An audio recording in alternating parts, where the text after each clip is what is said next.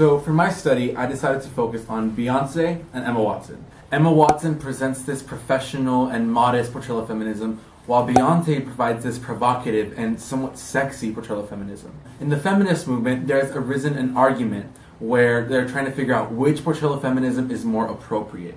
And what I hope to prove with this survey is that both portrayal of feminisms are effective and are appropriate within certain social situations. And it's after the feminist movement realizes this that the feminist movement can become more cohesive and can make larger strides in the future. In particular, Moita suggests that what Emma Watson is doing, she is breaking down the patriarchy that dominates the political realm. Now for Beyonce, it's a little different. Some critics would say that her hypersexualized approach to feminism tends to overshadow and pushes aside the actual message of feminism. Durham agrees with this by stating that a latent dysfunction from Beyonce's hypersexualized approach to feminism is that men tend to overlook the message itself and focus only on exploiting Beyonce's sexuality. However, there are studies that do support Beyonce's portrayal of feminism because they argue that what Beyonce is doing is establishing dominance over her own sexuality in a society which usually condones this type of behavior. Studies from Verta agree with this statement, saying that it's important to include sexuality in the discussion of the feminist movement because it often allows feminists to uncover new sexual grievances. I created a survey with 21 questions that asked questions about the feminist movement, Beyonce, and Emma Watson in general. And using that, I decided to present it in a more fun and interactive way, as I will show you now. So I started off by asking, do you consider yourself a feminist? The results were split into thirds. 30% said yes, 30% said no, and 30% said not sure. I followed up with, what is your view on the feminist movement? While 46% said favorable and only 9.9% said unfavorable, 44% said unsure. So then we moved on to Beyonce. I asked for the participants' impression of Beyonce. 45% said favorable, 12% said unfavorable, and 43% again were unsure. Now to address Durham's statement, I asked what Beyonce is most known for. The results said that 66% said that her music was what she is most known for, while 25% said her body is what she is most known for. The question, did you know Beyonce was a feminist, brought surprising results. 73% said that they did not know.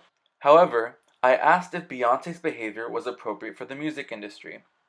61% said yes, but when we asked if both male and female were expected to be sexualized, 31% said yes, while 42% said no. It was at the question, does Beyonce adequately portray feminism, that raised a lot of confusion. 25% said yes, 23% said no, while more than half said that they were unsure. Up next, we had Emma Watson. We started off with impressions.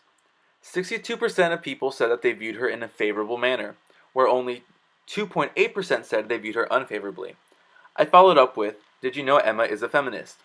While 38% said yes, the majority, at 62%, said no. Next, I wanted to see if her favorability meant awareness. However, 78% of the participants said they did not know about her He for She campaign. I then asked, is Emma Watson's behavior okay for politics? And 75% of people said yes. And it got even better when we asked if both men and women were expected to behave that kind of way in politics. 92% of people said yes. For one of the last questions, we showed people a photo of Beyonce and Emma Watson, and we asked them to pick who better represented feminism. While 5.6% chose Beyonce, 41% chose both, but Emma Watson won with 55%. But in the end, just like Beyonce, when I asked, does Emma Watson adequately present feminism, the majority of people were once again unsure, and it makes me wonder, why do people keep choosing the unsure response? So why is all this confusion happening?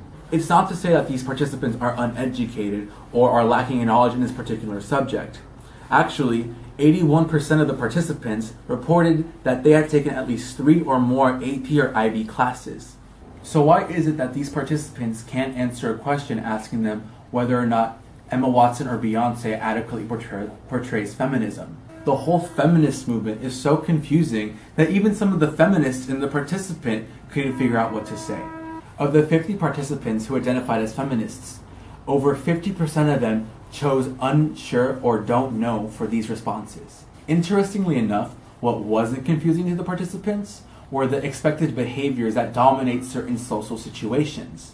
This is shown when the survey asked the participants if Beyoncé's provocative behavior was appropriate in the music industry. Surprisingly, 63% of the participants agreed, saying that that type of behavior was appropriate for that type of situation. Watson, 75% of the participants said that her behavior, her professional behavior, where she's modestly dressed and everything, is appropriate for the political realm. So now that we know that both portrayals of feminism are appropriate for certain situations, then it can be clear that they're both appropriate in general. So basically, Emma Watson and Beyoncé are performing Doffman's dramaturgy.